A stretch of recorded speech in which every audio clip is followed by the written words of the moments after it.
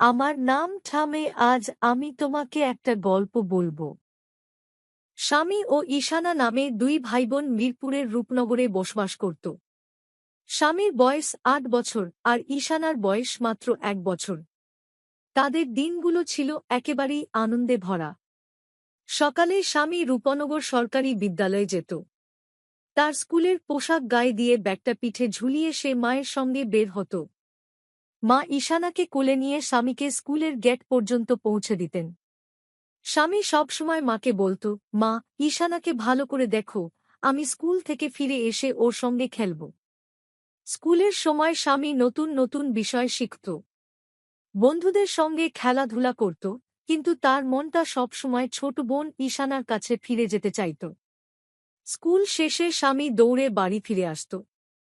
মায়ের কোলে থাকা ঈশানা তার ভাইকে দেখে খিলখিল করে হাসত। স্বামী তখন তার ব্যাগটা রেখে ঈশানাকে কোলে তুলে নিত। বিকেলে স্বামী তার বন্ধুদের সঙ্গে খেলতে যেত। ঈশানাও তখন মায়ের কোলে বসে দেখত ভাইয়ের খেলা। একদিন স্বামী তার বন্ধুদের সঙ্গে ফুটবল খেলছিল। খেলার সময় স্বামী লক্ষ্য করল ঈশানা তাকে দেখছে এবং হাত পা নেড়ে আনন্দ প্রকাশ করছে। স্বামী তখন বলল, দেখ, আমার বোনও ফুটবল খেলতে চায়। সবাই হাসতে লাগল। সন্ধ্যায় স্বামী যখন পড়তে বসত, ঈশানা তার খেলার সঙ্গী হতো। স্বামী পড়ার ফাঁকে ফাঁকে ঈশানার সঙ্গে কথা বলত। ঈশানা তখন হাত পা নেড়ে এবং গুগলি গুগলি আওয়াজ করে তার ভাইয়ের কথা শোনার চেষ্টা করত। স্বামী বলত, ইস্যু, তুই একদিন বড় হয়ে আমায় গল্প শোনাবি, তাই না? এভাবেই স্বামী ও ঈশানার দিনগুলো কেটে যেত।